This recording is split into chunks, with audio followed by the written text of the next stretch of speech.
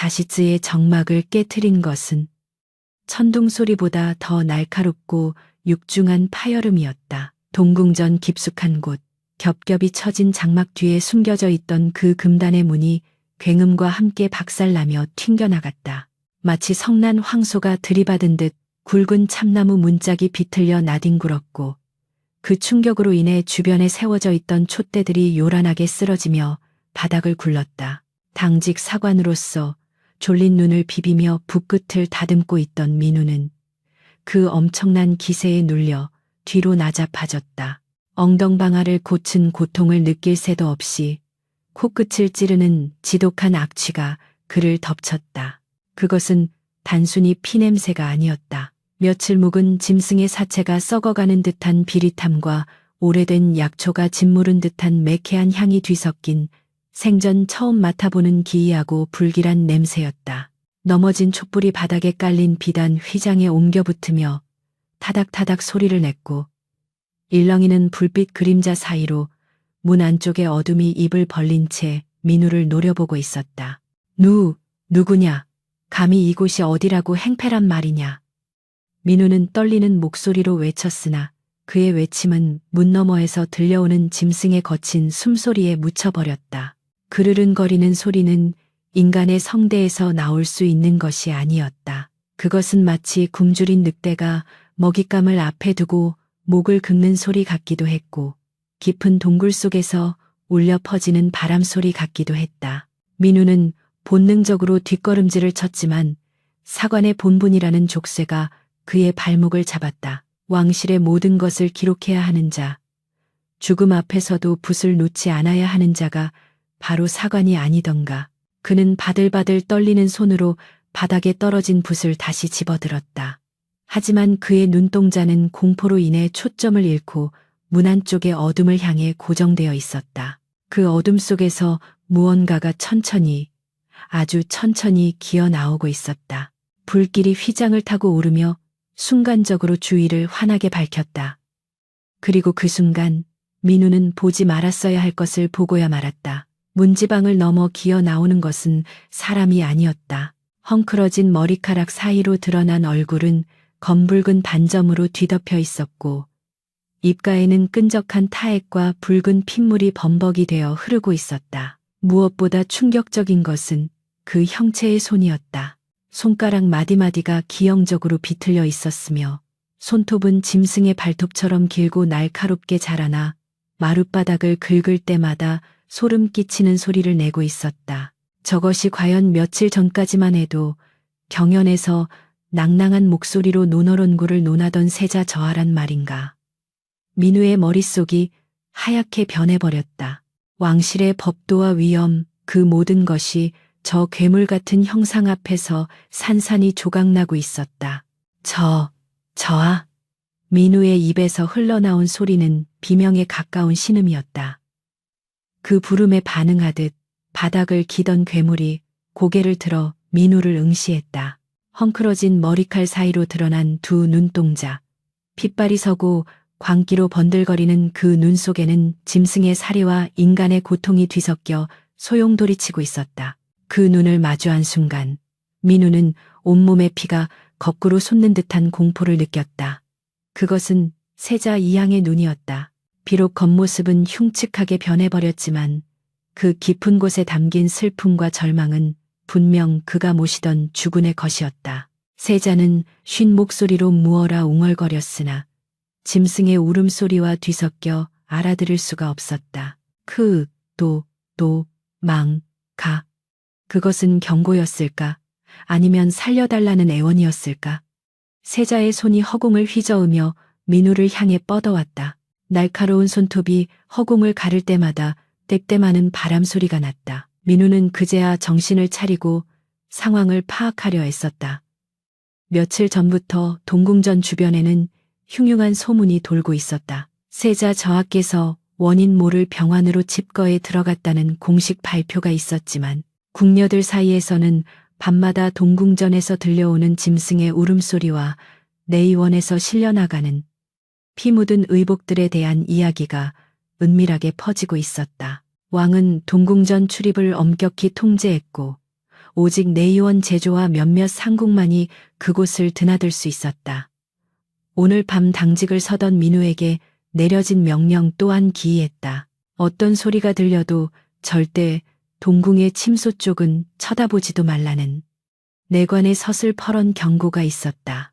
호기심 많은 젊은 사관 민우는 그 명령을 의아하게 여겼지만 이토록 끔찍한 진실이 숨겨져 있을 줄은 꿈에도 상상하지 못했다. 세자의 몸부림은 점점 더 격렬해졌다. 그는 고통을 이기지 못하는 듯 머리를 바닥에 쿵쿵 부서대기 시작했다. 둔탁한 소리와 함께 세자의 이마에서 붉은 선혈이 튀어 민우의 도포자락을 적셨다. 저하, 옥체를 보존하셔야 합니다. 민우는 자신도 모르게 앞으로 달려나갔다.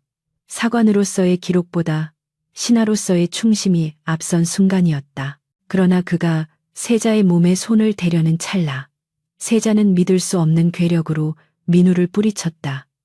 민우는 종이장처럼 날아가 서책이 쌓인 탁자에 부딪혔다. 우르르 쏟아지는 책 더미 속에 파묻히며 민우는 숨을 헐떡였다.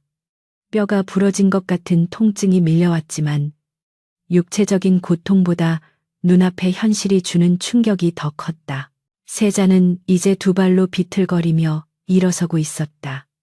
굽어진 등과 길어진 팔다리, 기괴하게 뒤틀린 관절들이 삐걱거리는 소리를 냈다. 그때 멀리서 다급한 발자국 소리가 들려오기 시작했다. 수십 명의 군사들이 달려오는 소리였다. 동궁전이다. 소리가 난 곳을 포위하라. 내금위장의 우렁찬 고함 소리가 밤 공기를 갈았다. 민우는 순간 등골이 오싹해짐을 느꼈다. 만약 내금위 군사들이 이 광경을 본다면, 아니, 그들이 들어와서 목격하게 될 것은 괴물로 변한 세자와 그 비밀을 알아버린 일개 사관뿐이다. 왕실의 치부를 목격한 자의 운명은 뻔했다. 쥐도 새도 모르게 사라지거나 영모의 누명을 쓰고 참수당하는 것. 민우의 머릿속에서 경종이 울렸다. 살아야 한다. 살아서 이 모든 것을 기록으로 남겨야 한다. 그것이 사관의 사명이다. 하지만 지금 이 방 안에 갇힌 채로 도망칠 곳은 없었다. 문은 이미 부서졌고 밖에는 횃불을 든 군사들이 들이닥치기 직전이었다. 세자는 다가오는 발자국 소리에 더욱 흥분한 듯 보였다. 그는 짐승처럼 포효하며 부서진 문 밖으로 뛰쳐나가려 했다. 민우는 절박한 심정으로 소리쳤다. 저하, 나가시면 아니 되옵니다. 밖에는 칼을 든 군사들이 있습니다. 하지만 이성을 잃은 세자의 귀에는 아무것도 들리지 않는 듯했다. 세자가 문지방을 넘으려는 순간 어디선가 날아온 검은 그림자가 세자의 뒷덜미를 낚아챘다. 순식간에 벌어진 일이었다. 검은 복면을 쓴 자객인지 아니면 왕의 비밀 호위무사인지 알 수 없는 자가 세자를 제압하여 방 안쪽으로 거칠게 밀어넣었다. 세자는 괴성을 지르며 반항했지만 그자의 손놀림은 예사롭지 않았다. 그는 순식간에 세자의 혈도를 눌러 기절시킨 뒤 멍하니 서 있는 민우를 향해 고개를 돌렸다. 복면 위로 드러난 그의 눈매는 서늘하고 날카로웠다. 보고도 못 본 척, 듣고도 못 들은 척 하는 것이 네 놈의 명줄을 늘리는 길이다. 복면인의 목소리는 낮고 차가웠다. 그는 품에서 작은 병을 꺼내 세자의 코 밑에 갖다 대었다. 독한 향이 퍼지자 거칠게 숨을 몰아쉬던 세자의 호흡이 조금씩 잦아들었다. 민우는 덜덜 떨며 물었다. 당신은 누구시오? 저하께 대체 무슨 일이 일어난 것이오? 복면이는 대답 대신 차가운 눈빛으로 부서진 문을 가리켰다. 내금위 군사들의 횃불빛이 문턱까지 다가와 있었다. 선택하라. 역적의 누명을 쓰고 죽을 것인가? 아니면 입을 닫고 훗날을 도모할 것인가? 그 짧은 찰나의 순간 민우의 뇌리에는 수만 가지 생각이 스쳐 지나갔다. 붓을 쥔 손에 땀이 흥건했다. 지금 소리쳐 군사들을 부른다면 이 자를 잡을 수 있을지도 모른다. 하지만 그러면 세자의 저 흉측한 몰골이 만천하에 드러나게 되고 국본이 흔들릴 것이다. 민우는 입술을 깨물었다. 피맛이 입안에 번졌다. 그는 천천히, 아주 천천히 바닥에 떨어진 사초를 주워 품에 숨겼다. 그리고 떨리는 목소리로 말했다. 나는 아무것도 보지 못했소. 그저 바람에 문이 부서졌을 뿐이요. 복면이는 비웃는 듯 안도하는 듯 알 수 없는 표정으로 고개를 끄덕이더니 기절한 세자를 업고 방 안쪽의 비밀 통로로 사라졌다. 벽장 뒤에 숨겨져 있던 공간이 닫히는 소리와 함께 내금 위장과 군사들이 들이닥쳤다. 무슨 일이냐? 방금 그 굉음은 무엇이고 저하께서는 어디 계시냐? 내금 위장이 칼을 뽑아들고 민우의 목을 겨누었다. 엉망이 된 방, 피 묻은 바닥, 그리고 부들부들 떨고 있는 사관. 모든 정황이 민우를 범인으로 지목하고 있었다. 민우는 눈을 질끈 감았다. 떴다.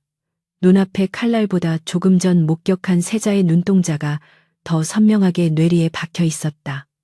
사람도 짐승도 아닌 그 처참한 형상, 그것은 단순한 병이 아니었다.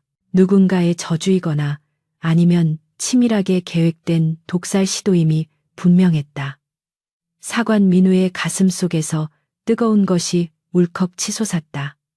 두려움은 분노로 바뀌고 있었다. 그는 고개를 똑바로 들고 내금 위장의 눈을 마주보았다. 바람이 몹시 심하게 불어 문이 뜯겨 나갔을 뿐입니다. 저하께서는 충격에 놀라 침소 안쪽으로 피하셨습니다. 거짓이었다. 사관이 역사 앞에 거짓을 고하는 순간이었다. 그러나 이것은 진실을 밝히기 위한 유일한 거짓말이었다. 내금 위장은 의심스러운 눈초리로 방안을 훑어보았지만 세자가 사라진 흔적은 찾을 수 없었다. 바닥의 핏자국을 보며 그가 입을 열려는 찰나 민우가 먼저 선수를 쳤다. 제가 넘어져 코피를 쏟았습니다. 송구하옵니다. 내금 위장은 칼을 거두지 않은 채 민우에게 한 발짝 다가왔다. 그의 그림자가 민우를 덮쳤다. 내 놈의 말이 사실인지 아닌지는 곧 밝혀질 것이다. 하지만 명심해라. 이 방에서 있었던 일을 입 밖에 내는 순간 내 놈의 혀가 가장 먼저 잘려나갈 것이다. 그것은 단순한 협박이 아니었다. 이미 권한의 권력자들은 무언가를 알고 있으며 그것을 덮으려 하고 있다는 명백한 증거였다. 군사들이 물러가고 다시 정적이 찾아온 동궁전. 민우는 주저앉아 떨리는 손으로 붓을 잡았다. 백지 위에 먹물을 찍었지만 한 글자도 쓸 수가 없었다. 오늘 밤 그가 본 것은 글로 남길 수 없는 역사였다. 하지만 그의 기억 속에, 그의 심장 속에 불에 댄 듯 선명하게 새겨졌다. 짐승이 된 세자, 그리고 그 뒤에 숨어있는 거대한 어둠의 그림자. 민우는 결심했다. 이 붓으로 쓸 수 없는 진실이라면 내 발로 뛰어서라도 밝혀내리라. 부서진 문틈 사이로 들어오는 차가운 달빛이 민우의 결연한 얼굴을 비추고 있었다.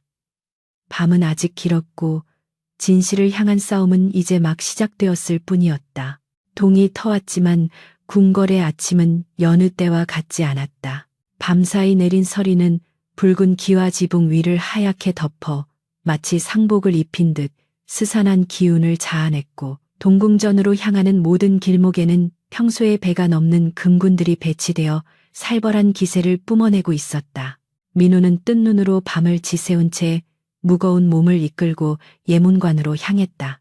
그의 붓끝은 아직 마르지 않았으나 그가 밤새 작성한 사초에는 어제 목격한 그 참혹한 진실 대신 세자 저하의 평안한 침수라는 거짓된 문장만이 적혀 있었다. 그 한 줄을 적어 내려갈 때 느꼈던 비참함과 자괴감이 가슴 한구석을 짓눌렀다. 동료 사관들은 삼삼오오 모여 쑥덕거리고 있었으나 민우가 다가가자 약속이나 한 듯 입을 다물고 흩어졌다.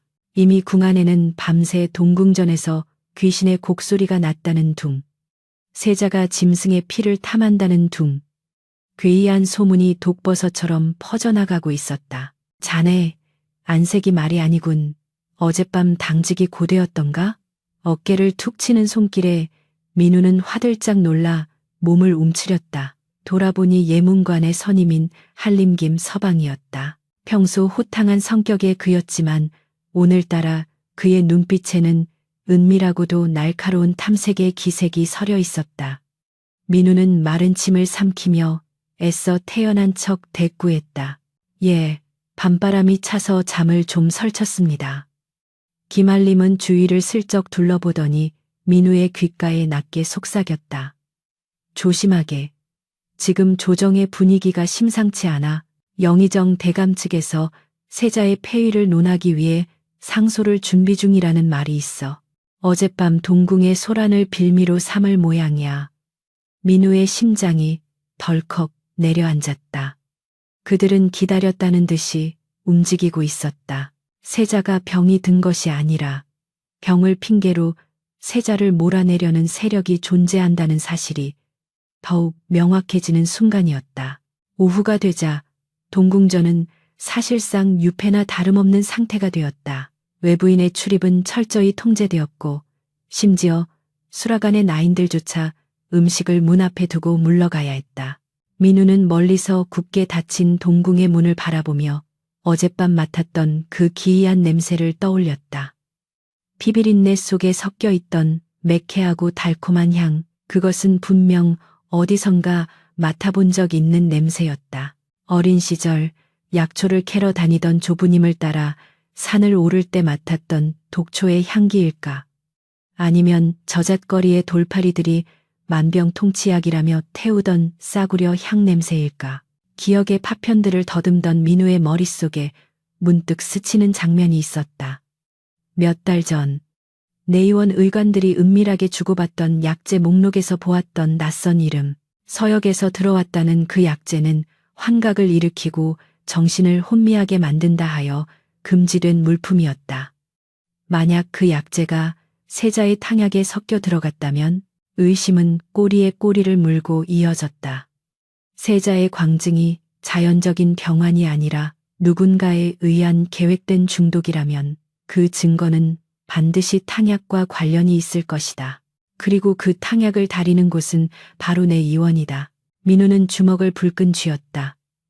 사관으로서 붓을 들 자격이 있는지 스스로에게 되물었다. 진실을 외면하고 권력의 눈치를 보며 거짓을 기록하는 사관은 죽은 것이나 다름없다. 그는 결심했다. 오늘 밤 목숨을 걸고 내의원에 잠입하여 진실의 조각을 찾아내기로. 해가 서산으로 넘어가고 궁궐의 어둠이 깔리기 시작하자 민우는 검은색 평복으로 갈아입고 숙소인 예문관을 몰래 빠져나왔다.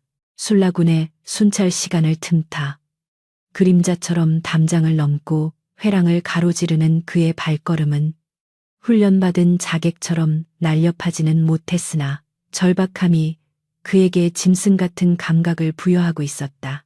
내 의원은 궁궐 서쪽에 위치하여 약초 타는 냄새가 항상 진동하는 곳이었다. 민우는 숨을 죽인 채 약재 창고 뒤편의 덤불 속에 몸을 숨겼다. 창호지 문 너머로 의관들이 분주하게 움직이는 그림자가 보였고 발그락거리는 약탕기 소리가 들려왔다. 경비병들이 교대를 위해 자리를 비운 찰나의 순간 민우는 몸을 날려 탕약을 다리고 남은 찌꺼기를 버리는 뒤뜰의 구덩이 쪽으로 향했다. 악취가 진동하는 오물 구덩이였지만 망설일 시간이 없었다. 그는 맨손으로 축축하고 끈적거리는 약재 찌꺼기들을 파헤치기 시작했다. 손톱 밑으로 검은 때가 끼고 역겨운 냄새가 코를 찔렀지만 그는 멈추지 않았다. 어젯밤 맡았던 그 냄새, 피비린내 속에 숨어있던 기묘한 단내를 찾아야만 했다. 이보게, 이번에 들어온 약재는 효험이 너무 강한 것 아닌가? 저하께서 드시기엔 무리가 있을 텐데. 가까운 곳에서 말소리가 들려왔다. 민우는 화들짝 놀라 커다란 항아리 뒤로 몸을 숨겼다. 두 명의 의관이 은밀하게 대화를 나누며 뒤뜰로 나오고 있었다. 달빛에 비친 그들의 얼굴은 낯이 익었다. 바로 세자의 탕약을 전담하는 어이와 그의 수제자였다. 수제자의 걱정스러운 물음에 어이는 차갑게 대꾸했다. 쓸데없는 소리, 우리는 그저 처방대로 다릴 뿐이다. 영의정 대감께서 직접 내리신 비방이니 토를 달지 말거라. 민우는 숨이 턱 막히는 것을 느꼈다. 영의정. 역시 그가 배후에 있었다. 어이조차 그들의 하수인이 되어 세자를 병들게 하고 있었던 것이다. 어이들이 사라지자 민우는 다시 필사적으로 찌꺼기를 뒤졌다. 그리고 마침내 칠흑 같은 찌꺼기들 사이에서 유독 붉은 빛을 띠는 무언가를 발견했다. 그것을 집어코에 갖다 대는 순간 민우는 어지러움을 느꼈다. 어젯밤 동궁전에서 맡았던 바로 그 냄새였다. 썩은 고기 냄새를 뚫고 올라오는 기괴한 단내. 이것이다. 이것이 세자를 괴물로 만든 독초의 잔해다. 민우는 떨리는 손으로 준비해 온 비단, 주머니에 붉은 찌꺼기를 담았다. 심장이 미친 듯이 뛰었다. 이것만 있으면 세자가 독살 위협을 받고 있다는 것을 증명할 수 있다. 아니, 적어도 그가 미친 것이 아니라는 사실은 밝힐 수 있다. 하지만 기쁨도 잠시 바스락거리는 소리가 그의 등 뒤에서 들려왔다. 누구냐? 거기서 무엇을 하는 놈이냐? 횃불을 든 술라군이 그를 발견하고 소리쳤다. 민우는 반사적으로 몸을 일으켜 달리기 시작했다. 잡아라, 도둑이다. 고함 소리가 내의원의 정적을 깨뜨렸고 사방에서 군사들이 몰려나오기 시작했다. 민우는 방향을 잃지 않으려 애쓰며 미로 같은 궁궐의 담장을 넘나들었다. 숨이 턱끝까지 차올랐고 다리가 후들거렸지만 멈출 수 없었다. 품속에 든 증거가 그의 목숨보다 무거웠다. 좁은 골목으로 접어들었을 때 앞을 가로막는 그림자가 있었다. 칼을 뽑아든 내금이 군사였다. 절망적인 상황이었다. 뒤에는 추격대가, 앞에는 칼날이. 민우는 주변을 두리번거리다 옆에 쌓여있던 집단 더미를 군사에게 발로 차고는 옆 담장 개구멍으로 몸을 날렸다. 도포 자락이 찢어지고 살이 긁혔지만 고통을 느낄 겨를이 없었다. 가까스로 추격을 따돌리고 예문관 근처의 낡은 창고에 숨어든 민우는 거친 숨을 몰아쉬었다. 온몸이 땀과 오물로 뒤범벅이 되어 있었다. 그는 떨리는 손으로 품속의 주머니를 꺼내 확인했다. 붉은 독초 찌꺼기는 무사했다. 하지만 이제부터가 진짜 문제였다. 이 증거를 누구에게 보여주어야 한단 말인가. 왕은 병석에 누워있어 아련하기가 하늘의 별 따기였고 조정은 이미 영의정의 세력이 장악하고 있었다. 자칫 잘못 움직였다간 이 증거와 함께 쥐도 새도 모르게 사라질 것이 뻔했다. 그때 창고 문이 삐그덕거리며 열렸다. 민우는 소스라치게 놀라 주머니를 감추며 뒤로 물러섰다. 어둠 속에서 누군가가 천천히 걸어 들어왔다. 달빛이 비친 그의 얼굴을 본 민우는 안도의 한숨 대신 더 큰 경악을 금치 못했다. 그곳에 서 있는 자는 다름 아닌 예문관의 최고 책임자 대제학이었다. 평소 강직하고 깐깐하기로 소문난 그가 왜 이 야심한 시각에 이런 누추한 곳에 나타난 것일까? 대제학은 흑투성이가 된 민우와 그의 손에 들린 비단 주머니를 번갈아 보며 침통한 표정을 지었다. 민사관, 자네가 기어이 호랑이 굴에 들어갔었구려. 그의 목소리에는 질책보다는 안타까움이 묻어 있었다. 민우는 바닥에 무릎을 꿇었다. 대감, 이것은 세자 저하를 해하려 한 독약의 증거입니다. 어이가 영의정과 결탁하여. 민우는 울먹이며 말을 이었다. 대제학은 조용히 다가와 민우의 어깨에 손을 얹었다. 알고 있네. 나 또한 짐작하고 있었지. 허나 증거가 없이는 함부로 움직일 수 없는 것이 조정의 생리일세. 대제학의 눈빛이 흔들렸다. 하지만 자네가 가져온 그것만으로는 부족하네. 저 독초가 무엇인지, 어디서 왔는지, 그리고 해독할 방법은 무엇인지를 밝혀내야만 저들을 칠 수 있어. 이 권한에서는 누구도 믿어서는 안 되네. 나조차도 감시를 받고 있으니. 대제학은 품에서 낡은 서찰 하나를 꺼내 민우에게 건넸다. 이것을 가지고 궐 밖으로 나가게 해. 낙산 아래 토굴에 사는 기인을 찾아가라. 그는 과거 내의원 수석이었으나 쫓겨난 자일세. 그러면 이 독초의 정체를 알 것이야. 민우는 서찰을 받아들었다. 그것은 사관의 직분을 넘어선 목숨을 건 모험을 의미했다. 하지만 민우는 망설이지 않았다. 이미 그의 운명은 세자의 운명과 얽혀버린 뒤였다. 명심하게. 자네가 실패하면 동궁의 촛불은 영원히 꺼지게 될 것이네. 대제하게 비장한 당부를 뒤로하고 민우는 다시 어둠 속으로 몸을 던졌다. 이제 그는 단순한 기록자가 아니었다. 역사의 흐름을 바꾸기 위해 뛰어든 투사가 되어 있었다. 궁궐의 높은 담장을 넘어 바깥 세상으로 나가는 길. 밤하늘에는 불길한 붉은 달이 떠올라 민우의 앞길을 비추고 있었다. 그의 뒤로는 여전히 보이지 않는 수많은 눈들이 어둠 속에서 그를 쫓고 있었다. 그림자 속의 눈들은 결코 잠들지 않았다. 궁궐의 높은 담장을 넘은 밤바람은 차가웠으나 민우의 이마에 맺힌 식은땀을 식혀주지는 못했다. 대제학이 건네준 낡은 서찰 하나만을 의지한 채 그는 도성 밖 낙산, 럭산의 가파른 언덕길을 오르고 있었다. 어둠 속의 웅크린 초가집들은 마치 거대한 짐승의 무덤처럼 보였고 멀리서 들려오는 개 짖는 소리는 도망자의 심장을 조여왔다. 사관복을 벗어던지고 허름한 평복으로 갈아입었지만 그의 걸음걸이에는 여전히 쫓기는 자의 초조함이 묻어 있었다. 서찰에 적힌 곳은 인적 드문 산비탈의 토굴이었다. 썩은 나무 문을 두드리자 안에서 기침 소리와 함께 거친 목소리가 흘러나왔다. 죽으러 온 놈인가? 살러 온 놈인가? 이 야심한 밤에 귀신도 아니도 개커이라니. 문이 열리고 헝클어진 백발의 탄 눈을 가진 노인이 모습을 드러냈다. 그가 바로 과거 내의원 수석이었으나 궐에서 쫓겨난 괴짜 명의 백운 바운이었다. 민우는 말없이 품에서 붉은 독초 찌꺼기가 담긴 비단 주머니를 꺼내 내밀었다. 백운은 코를 킁킁거리더니 이내 눈빛이 매섭게 변했다. 그는 주머니를 낚아채듯 가져가 등잔불 아래에 쏟아부었다. 불빛을 받은 붉은 가루가 기이하게 반짝였다. 백운은 손가락으로 가루를 찍어 혀끝에 살짝 대어보고는 급히 물을 마셔 뱉어냈다. 이런 미친 짓을 기어이 이것을 썼단 말인가.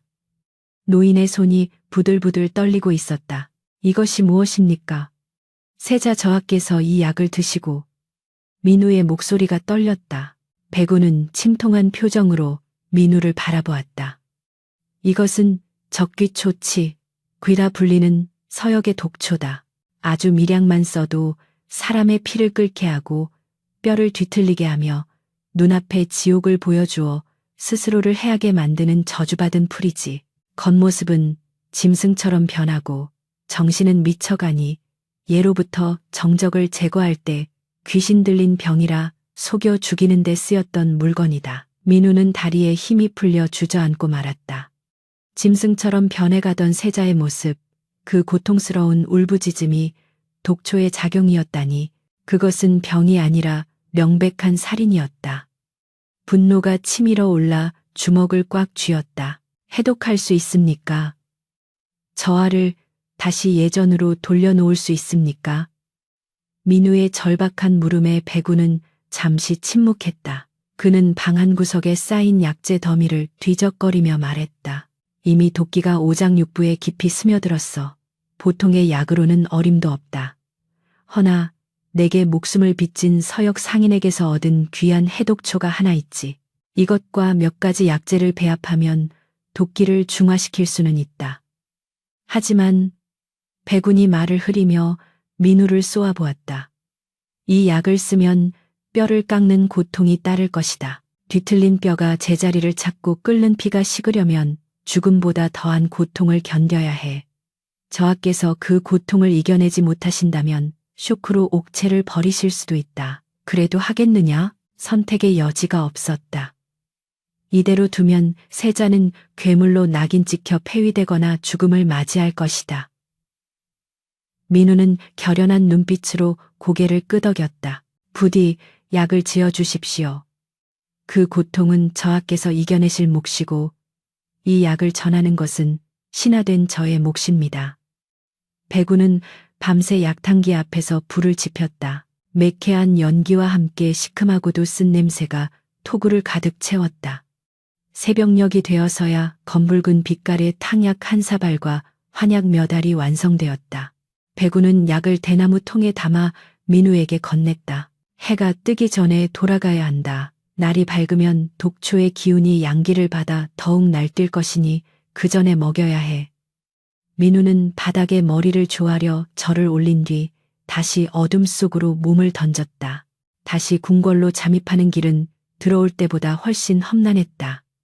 날이 밝아오려 하자 경비가 더욱 삼엄해진 탓이었다. 민우는 수라간에 식자재를 납품하는 술의 밑바닥에 매달려 겨우 궐 안으로 들어올 수 있었다. 온몸이 흙먼지와 거미줄로 뒤덮였지만 품속의 약통만은 목숨처럼 끌어안고 있었다. 동궁전은 여전히 죽음의 침묵 속에 잠겨 있었다. 경비병들이 졸고 있는 틈을 타 민우는 1장 챕터 1에서 복면인이 세자를 데리고 사라졌던 그 벽장 뒤 비밀 통로의 입구를 찾아냈다. 사관으로서 궁궐 도면을 외우고 있었던 것이 천만다행이었다. 좁고 습한 통로를 기어 들어가자 퀴퀴한 곰팡이 냄새와 함께 비릿한 혈향이 섞여났다. 통로 끝 희미한 불빛이 새어나오는 구멍으로 동궁의 침전 내부가 보였다. 방 안의 풍경은 참혹했다. 세자는 굵은 밧줄에 팔다리가 묶인 채 침상 위에 널브러져 있었다. 며칠 사이 그의 몰골은 더욱 흉측하게 변해 있었다. 피부는 검게 괴사하여 마치 짐승의 가죽처럼 딱딱해졌고 손톱은 갈고리처럼 길게 자라 있었다. 입에는 재갈이 물려 있었으나 새어나오는 신음소리는 끊어질 듯 이어지고 있었다. 민우는 조심스럽게 판넬을 밀고 방 안으로 들어섰다.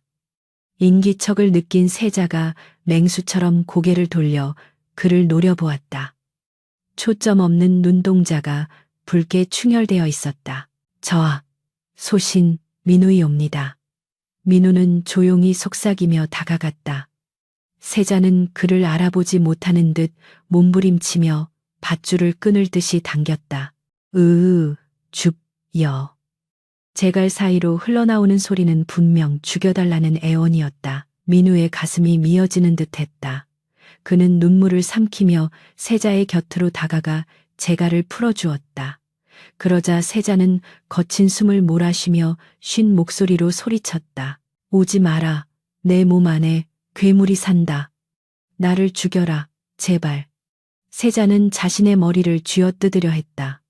환각이 그를 괴롭히고 있는 것이 분명했다. 민우는 세자의 손을 꽉 잡았다. 차갑고 딱딱한 짐승의 발 같은 손이었다. 하지만 민우는 그 손을 놓지 않았다. 저하, 정신 차리셔야 합니다. 이것은 병이 아닙니다. 누군가 저하께 독을 썼습니다. 민우의 외침에 세자의 동작이 멈칫했다. 독이라고? 세자의 눈동자가 흔들렸다. 찰나의 순간 광기 어린 눈빛 속에 이성의 빛이 희미하게 돌아왔다. 예, 독입니다. 저들이 저하를 괴물로 만들어 폐위시키려 하는 것입니다. 이대로 무너지시면 저들의 뜻대로 되는 것입니다. 민우는 품에서 대나무통을 꺼냈다. 이것이 해독제입니다.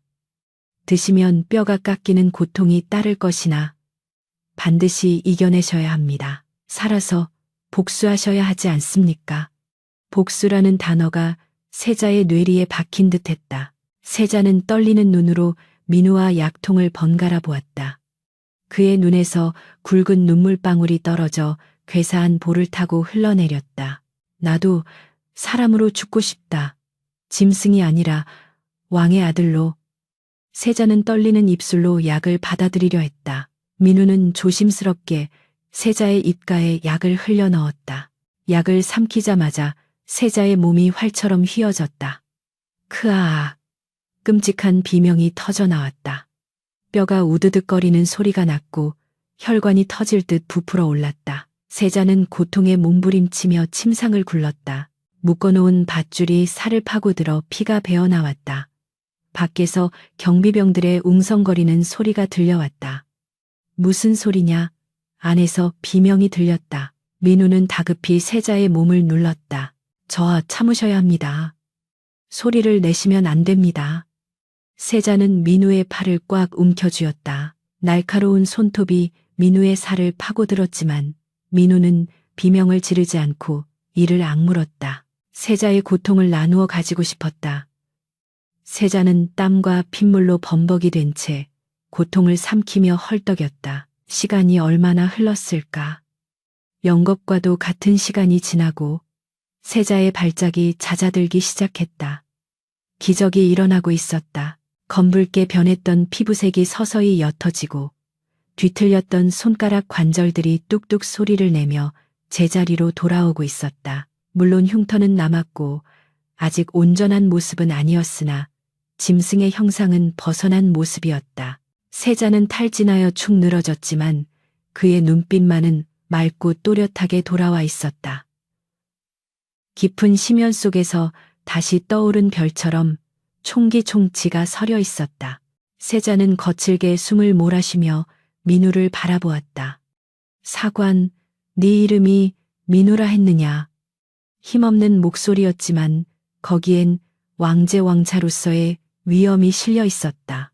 예, 저하, 예문관 검열 강민우라 하옵니다. 민우는 엎드려 울음 섞인 목소리로 답했다. 고맙다. 네가 나를 지옥에서 건져내었구나. 세자는 힘겹게 몸을 일으켜 앉았다. 아직 손은 떨리고 있었지만 그는 주먹을 꽉 쥐어 보였다. 내 몸을 이렇게 만든 자들, 내 뼈가 부서지는 고통을 느낄 때마다 그들의 이름을 씹어 삼켰다. 영의정, 그리고 중전. 세자의 눈에 서늘한 살기가 스쳤다. 그때 밖에서 내관의 다급하고도 높은 목소리가 들려왔다. 어명을 받들라. 금일 편전 회의에서 세자 저하의 폐위를 논할 것이니 내금 위장은 즉시 세자를 결박하여 편전으로 압송하라. 올 것이 왔다. 저들은 세자가 회복될 시간을 주지 않으려는 것이다. 민우는 놀란 눈으로 세자를 바라보았다. 아직 몸이 다 회복되지 않았다. 지금 나가면 저들은 남은 흉터를 빌미로 여전히 괴물이라 몰아세울 것이다. 하지만 세자는 피 묻은 입술을 닦아내며 비릿하게 웃었다. 오히려 잘 되었다. 내 발로 걸어나갈 수고를 덜어주는구나. 세자는 민우를 향해 손짓했다. 사관, 붓을 들어라. 그리고 똑똑히 기록하라. 오늘 이 동궁전 문을 나서는 것은 괴물이 아니라 조선의 세자 이양임을, 그리고 그가 어떻게 자신을 죽이려던 자들을 심판하는지 하나도 빠짐없이 적어야 할 것이다. 밖에서는 문을 부수려는 듯 쿵쿵거리는 소리가 들려왔다. 세자는 옷매무새를 다듬었다. 비록 의복은 땀과 피에 젖었으나 그가 뿜어내는 기세는 그 어느 때보다 강렬했다. 민우는 품속에 숨겨두었던 사초와 붓을 꺼내 들었다. 두려움은 사라졌다. 이제는 역사의 증인으로서 승리자의 기록을 남길 시간이었다. 세자가 천천히, 아주 천천히 문을 향해 걸어갔다. 문이 열리면 세상은 뒤집힐 것이다. 붉은 독초의 춤은 끝났다. 이제는 용이 포효할 차례였다. 편전밴덴의 무거운 공기는 마치 납덩이처럼 짓눌러 내려앉아 있었다. 용상롱전에 앉은 왕은 병색이 완연한 얼굴로 눈을 감고 있었고 그 아래 도열한 대신들의 서슬퍼런 살기는 한겨울의 칼바람보다 매서웠다. 영의정 김자점은 붉은 관복을 휘날리며 편전 중앙으로 걸어 나왔다. 그의 목소리에는 승자의 오만함과 먹잇감을 앞에 둔 맹수의 잔인함이 배어 있었다. 전하, 더 이상 지체할 수 없는 일이 옵니다. 세자는 이미 사람의 형상을 잃고 귀신에 들려 짐승의 피를 탐하고 있사옵니다. 종묘사직을 보존하고 국본을 바로 세우기 위해서라도 지금 당장 폐세자 페시스의 교지를 내려주시옵소서. 그의 일갈에 동조하는 무리들이 일제히 통촉하여 주시옵소서를 외치며 바닥에 머리를 지시겼다. 그 소리가 어찌나 크고 웅장하던지 편전의 기둥마저 흔들리는 듯했다. 왕은 힘겹게 눈을 떴으나 이미 권력의 추는 영의정에게 기울어 있었다. 왕의 입술이 파르르 떨리며 무언가 말하려던 찰나 편전 밖에서 내금 위장의 우렁찬 외침이 들려왔다. 죄인 이양, 대령하였사옵니다. 장내는 찬물을 끼얹은 듯 순식간에 정적에 휩싸였다. 모두의 시선이 굳게 닫힌 편전의 문으로 향했다. 문틈으로 스며드는 바람 소리조차 들리지 않을 만큼 긴장된 침묵 속에서 마침내 거대한 문이 삐그덕거리는 소음을 내며 양옆으로 열렸다. 영의정은 입가에 비릿한 미소를 머금었다. 이제 곧 괴물로 변한 세자가 내 발로 기어 들어오거나 광기에 사로잡혀 울부짖는 모습이 만천하에 드러날 것이다. 그리하면 모든 것은 끝이다. 그러나 문이 완전히 열리고 흙먼지가 가라앉았을 때 영의정의 미소는 경악으로 일그러지기 시작했다. 문턱을 넘어 들어온 것은 사슬에 묶인 짐승이 아니었다. 비록 의복은 찢어지고 핏자국으로 얼룩져 있었으나 꼿꼿이 허리를 펴고 선체 당당하게 걸어 들어오는 한 사내, 바로 세자 이양이었다. 그의 얼굴에는 아직 검붉은 흉터가 희미하게 남아 있었고 핏기가 가신 입술은 창백했으나 두 눈동자만은 형형하게 빛나고 있었다. 마치 지옥의 불길 속에서 살아 돌아온 수라쇼라와도 같은 기세였다. 그가 한 걸음씩 내디딜 때마다 좌우로 늘어선 대신들은 흠칫하며 뒷걸음질을 쳤다. 세자의 몸에서 풍겨 나오는 것은 짐승의 악취가 아니라 죽음을 넘어선 자만이 가질 수 있는 서늘한 위압감이었다. 세자는 영의정의 앞을 지나쳐 용상 가까이 다가가 무릎을 꿇었다. 소자 이양, 아바마마를 배웁니다. 갈라지고 쉰 목소리였으나 그 울림은 편전의 구석구석을 파고들었다. 왕은 믿을 수 없다는 듯 몸을 일으켰다. 세자, 네가 정말 세자란 말이냐. 왕의 눈가에 물기가 어렸다. 영의정은 당황한 기색을 감추며 소리쳤다. 저것은 요물입니다. 사람의 탈을 썼으나 속은 이미 괴물이 된 것입니다. 저 흉측한 얼굴의 반점을 보십시오. 내금 위장은 무엇을 하느냐. 당장 저 요물을 끌어내라. 그의 고함에 내금위 군사들이 주춤거리며 다가왔다. 그때였다. 세자가 천천히 몸을 일으켜 뒤를 돌았다. 그의 시선이 영의정을 정면으로 꿰뚫었다. 누가 요물인가? 겉모습이 병든 자인가? 아니면 멀쩡한 겉가죽 속에 썩은 내장을 감춘 자인가? 세자의 일갈에 영의정은 순간 말문이 막혔다. 세자는 품 안에서 민우가 건네주었던 대나무 약통과 붉은 독초 찌꺼기가 담긴 비단 주머니를 꺼내 바닥에 던졌다. 툭 하는 둔탁한 소리가 적막한 편전에 울려 퍼졌다. 이것이 그대들이 내게 먹인 것이다. 서역의 독초 적귀초. 사람을 짐승으로 만들고 정신을 갉아먹는 독약이지. 내 몸이 이렇게 된 것은 하늘의 저주가 아니라 바로 이 독초를 탕약에 섞은 그대들의 간계 때문이다. 세자의 목소리는 점점 높아져 천둥처럼 포효했다. 대신들이 웅성거리기 시작했다. 영의정의 얼굴이 불그락 푸르락 변했다. 어디서 감히 그런 망발을, 증거가 있느냐. 내 놈이 미쳐서 헛소리를 하는구나. 영의정이 발악하듯 소리치자 세자는 편전 문 쪽을 향해 손을 뻗었다. 증인이 있다. 들어오라. 모두의 시선이 다시 문 쪽으로 쏠렸다. 그곳에는 초라한 행색의 사관 민우가 서 있었다. 그의 손에는 붓과 사초시가 들려 있었다. 내금위 군사들이 그를 막아서려 했으나 대제학이 나서서 길을 터주었다. 민우는 떨리는 다리를 애써 진정시키며 왕 앞으로 나아가 엎드렸다. 전하, 예문관 검열 강민우 아래옵니다. 소신은 지난밤 동궁전에서 일어난 참극과 내의원 뒤뜰에서 이 독초를 발견한 경위를 낱낱이 기록하였습니다. 또한 민우는 잠시 숨을 고르고 뒤따라 들어온 늙은 의원을 가리켰다. 이 독초의 정체를 밝혀주신 전 내의원 수석 백운 영감께서도 증인으로 오셨습니다. 백운이 헝클어진 머리를 조아리며 엎드렸다. 죽은 줄 알았던 쫓겨난 명의가 살아서 돌아온 것이다. 내의원 제주와 어이들의 얼굴이 사색이 되어 파랗게 질렸다. 백운은 떨리는 목소리로 고했다. 전하, 이 독초는 적귀초가 분명하옵니다. 소신이 직접 찌꺼기를 감별하였고 세자 저하께서 드신 해독제 또한 이 독에 맞춘 것이옵니다. 만약 이것이 거짓이라면 소신의 목을 치시옵소서. 왕은 떨리는 손으로 바닥에 떨어진 붉은 찌꺼기를 집어들었다. 독한 냄새가 코를 찔렀다. 왕의 시선이 천천히 어이에게로 향했다. 어이는 답하라. 이것이 정말 네가 달인 탕약에서 나온 것이냐?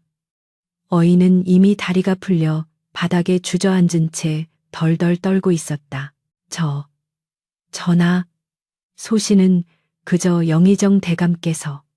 어이의 입에서 영의정의 이름이 나오는 순간 영의정이 칼을 뽑아들고 어이를 배려했다. 이 천한 것이 감히 누구를 모함하느냐. 하지만 세자가 더 빨랐다. 병든 몸이라고는 믿기지 않는 속도로 영의정의 팔을 낚아채 비틀었다. 챙그랑 칼이 바닥에 떨어졌다. 세자는 영의정의 멱살을 잡고 그를 바닥에 내동댕이 쳤다. 보아라. 이것이 너희가 섬기던 재상의 민낯이다. 자신의 죄가 드러날까 두려워 입을 막으려는 저 비겁한 칼날을 보라. 세자의 외침에 편전 안의 공기가 뒤집혔다. 중립을 지키던 대신들조차 동요하며 영의정에게서 등을 돌리기 시작했다. 영의정은 바닥을 기며 왕을 향해 소리쳤다. 전하, 모함입니다. 저들은 한통속이 되어 이 나라를 뒤흔들려는 역적들입니다. 그러나 왕은 차갑게 고개를 저었다. 왕은 마침내 오랫동안 잊고 있었던 군주의 위엄을 되찾은 듯 자리에서 벌떡 일어났다. 내금의장은 듣거라. 영의정 김자정과 그 일파를 당장 포박하라. 또한 내의원 제조와 관련자들을 모두 하옥하고 이 사건의 진상을 낱낱이 조사하여 고하라. 왕의 명이 떨어지자마자 내금의 군사들이 일제히 영의정과 그의 추종자들을 덮쳤다. 전하, 억울하옵니다.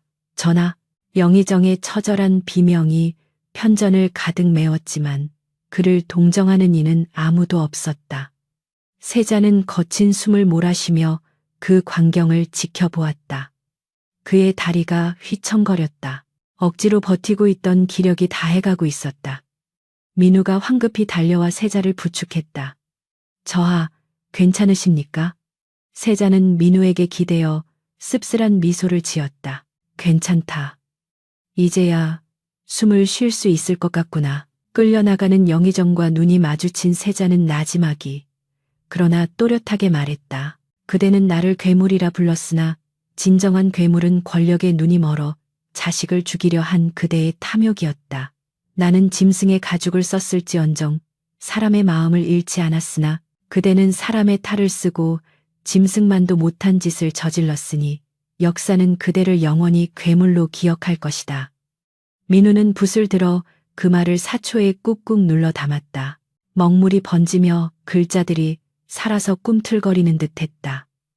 세자의 승리, 그리고 진실의 승리였다. 소란이 잦아들고 죄인들이 모두 끌려나간 편전에는 무거운 침묵 대신 묘한 안도감이 감돌았다. 왕은 옥좌에서 내려와 세자의 흉터진 얼굴을 어루만졌다. 미안하다. 아비가 무능하여 너를 지키지 못했구나. 왕의 눈물에 세자도 참았던 눈물을 터뜨렸다. 그 눈물은 그동안 그를 옥죄어왔던 고통과 두려움을 씻어내는 정화수와도 같았다. 민우는 그 모습을 바라보며 조용히 붓을 놓았다. 사관으로서 기록해야 할 것은 정치의 비정함뿐만이 아니었다. 어둠 속에서도 끝내 꺾이지 않는 인간의 존엄과 피보다 진한 부자간의 정 또한 역사에 남겨야 할 진실임을 깨달았다. 창밖으로 비스듬히 들어온 햇살이 세자의 어깨 위에 내려앉았다. 그것은 마치 하늘이 내리는 새로운 축복처럼 빛나고 있었다. 폭풍은 지나갔고 용은 다시 비상할 준비를 마쳤다. 그러나 민우는 알고 있었다. 썩은 살을 도려낸 자리에 새살이 돋기까지는 아직 더 많은 시간이 필요하다는 것을, 그리고 자신 또한 이 거대한 역사의 소용돌이 속에서 끝까지 붓을 놓지 않아야 한다는 것을. 서슬퍼렀던 칼바람이 멈추고 궁궐에는 다시 따스한 햇살이 스며들기 시작했다. 그러나 그 햇살이 비추는 곳은 축제의 장이 아닌 피로 씻어내야 할 죄악의 심판대였다. 도성 밖 저작거리의 처형장에는 구름처럼 몰려든 백성들의 침묵만이 무겁게 내려앉아 있었다. 영의정 김자정과 그를 추종하며 권력을 탐했던 무리들은 포승줄에 묶인 채 무릎을 꿇고 있었다. 한때 나는 새도 떨어뜨린다던 그들의 위세는 헝클어진 머리카락과 흙투성이 수에 아래 초라하게 구겨져 있었다. 망나니의 칼이 춤을 추고 북소리가 하늘을 울릴 때마다 사람들은 환호 대신 깊은 탄식을 내뱉었다. 그것은 악인의 몰락을 보는 통쾌함이라기보다는 권력이라는 허망한 욕망이 낳은 비극에 대한 연민과 두려움에 가까웠다. 민우는 사관으로서 그 처형의 현장을 지키며 붓끝에 먹물을 듬뿍 찍어 그들의 최후를 기록했다. 권세는 10년을 가지 못하고 탐욕은 결국 제목을 베는 칼이 된다. 종이 위에 적힌 먹물은 아직 마르지 않았으나 그 문장이 주는 무게감은 천근의 바위와도 같았다. 궁궐로 돌아오는 길 민우의 발걸음은 묘하게 가벼우면서도 동시에 무거웠다. 피비린내 나는 숙청이 끝난 뒤의 조정은 마치 태풍이 휩쓸고 간 들판처럼 황량했으나 그 빈터에는 새로운 희망의 싹이 움트고 있었다. 왕은 병석을 털고 일어나 정사를 돌보기 시작했고 억울하게 쫓겨났던 강직한 선비들이 다시 조정으로 돌아왔다. 그리고 그 변화의 중심에는 세자 이양이 있었다. 세자는 해독 후에도 얼굴과 손에 희미한 흉터를 가지고 살아가야 했다. 어이들은 그 흉터를 가리기 위해 최고급 분과 연고를 올렸으나 세자는 이를 단호히 거절했다. 이 흉터는 내가 짐승이 되었던 시간의 증거이자 다시 사람이 되기 위해 겪었던 고통의 훈장이다. 백성들이 나를 보며 괴물이라 손가락질한다 해도 나는 이 흉터를 가리지 않을 것이다. 이것을 볼 때마다 나는 나를 잃지 않기 위해 싸워야 함을 기억할 것이다. 세자의 이 말은 담장을 넘어 백성들에게까지 전해졌고 사람들은 그를 흉년의 성군이라 부르며 칭송하기 시작했다. 계절이 몇 번이나 바뀌고 동궁전들의 매화나무가 꽃을 피우고 지기를 반복했다. 민우는 이제 더 이상 말단 검열이 아니었다. 그는 승정원 일기를 책임지는 주서주가 되어 왕이 된 이양의 가장 가까운 곳에서 역사를 기록하고 있었다. 어느 늦은 밤 민우는 여느 때처럼 대전 옆의 작은 방에서 사초를 정리하고 있었다. 그때 방문이 조용히 열리며 누군가 들어왔다. 용포를 입은 왕 이항이었다. 호위무사도 물리치고 홀로 찾아온 왕의 손에는 따뜻한 김이 모락모락 피어오르는 찻잔 2개가 들려 있었다. 민우가 황급히 일어나 예를 갖추려 하자 왕은 손을 들어 제지했다. 오늘은 임금과 신하가 아니라 생사를 함께 넘은 벗으로서 차 한 잔 나누고 싶어 왔네. 왕의 목소리는 세월의 무게만큼 깊고 부드러워져 있었다. 두 사람은 마주 앉아 차를 마셨다.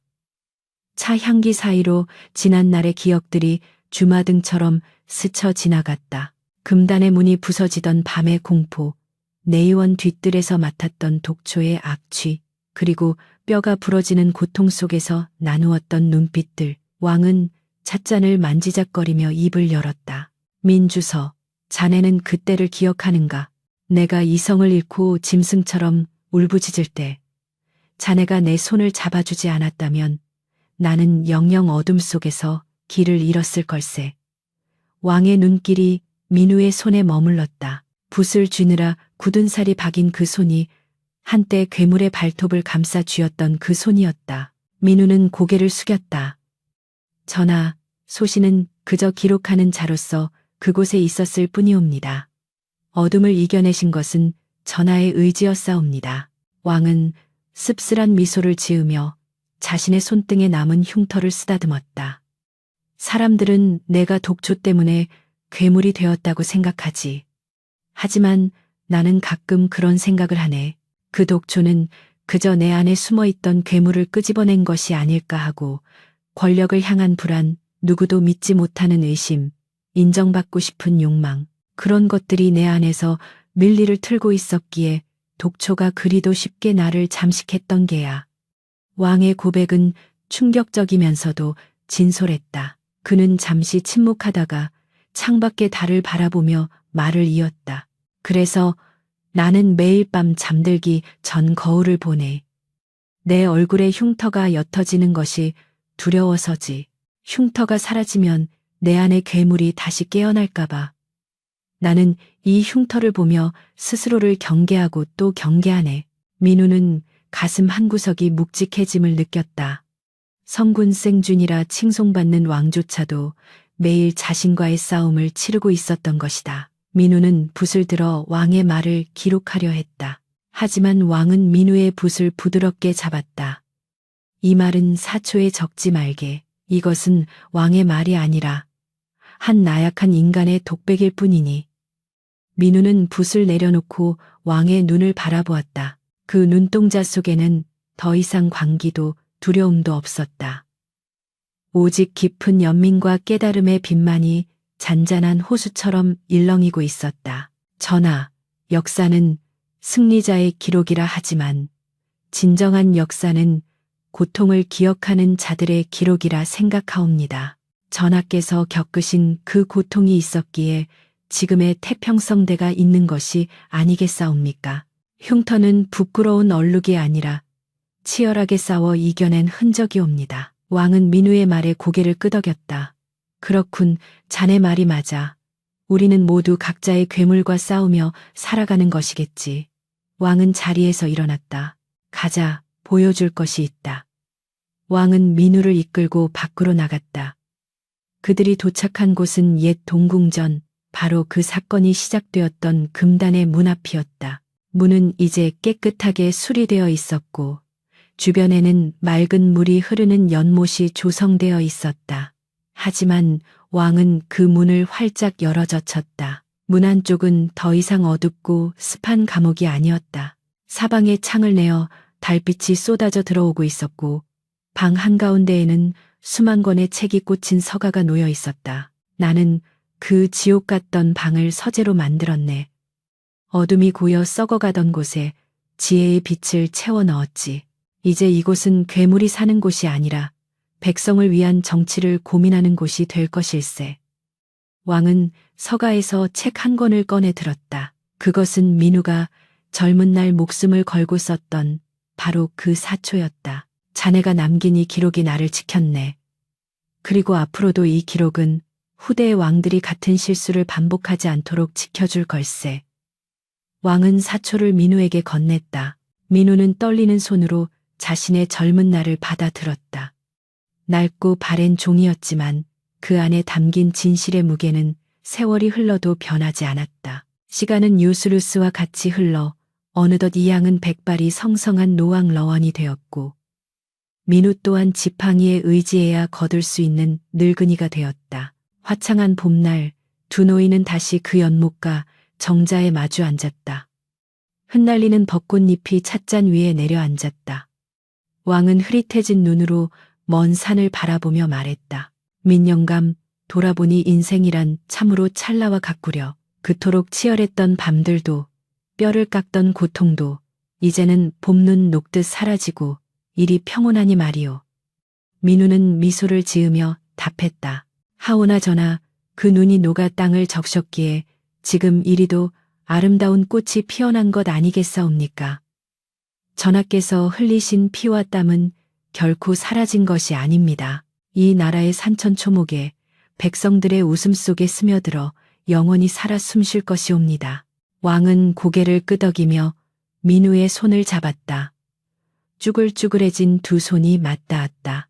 그 맞잡은 손의 온기는 수십 년 전 지옥 같은 방 안에서 서로를 구원했던 그때의 온기와 다르지 않았다. 고맙네. 나의 사관, 나의 벗이여. 자네 덕분에 나는 사람이 될 수 있었고 왕이 될 수 있었네. 왕의 눈이 평온하게 감겼다. 바람이 불어와 서재의 문을 살며시 흔들었다. 열린 문틈으로 쏟아지는 햇살이 두 노인의 어깨를 따스하게 감쌌다. 민우는 붓을 들어 마지막 문장을 적어 내려갔다. 그것은 단순히 한 왕의 치세에 대한 기록이 아니었다. 어둠 속에서도 빛을 잃지 않으려 했던 인간의 존엄과 거짓에 맞서 진실을 지켜낸 용기에 대한 찬가였다. 붓을 놓는 순간 민우는 비로소 깨달았다. 세상의 모든 문은 닫기 위해서가 아니라 열고 나가기 위해 존재한다는 것을. 그리고 진정한 사관의 붓은 과거를 가두는 자물쇠가 아니라 미래를 여는 열쇠가 되어야 한다는 것을. 붓을 놓은 민우의 시선 끝에 만개한 벚꽃이 눈부시게 흩날리고 있었다. 그것은 마치 하늘이 내려주는 꽃비처럼 기나긴 겨울을 이겨낸 세상 모든 상처 입은 영혼들을 위로하고 있었다. 비온 뒤에 땅은 굳어지고 상처 입은 나무는 더 단단한 옹이를 만든다. 그렇게 역사는 흐르고 이야기는 영원히 이어진다.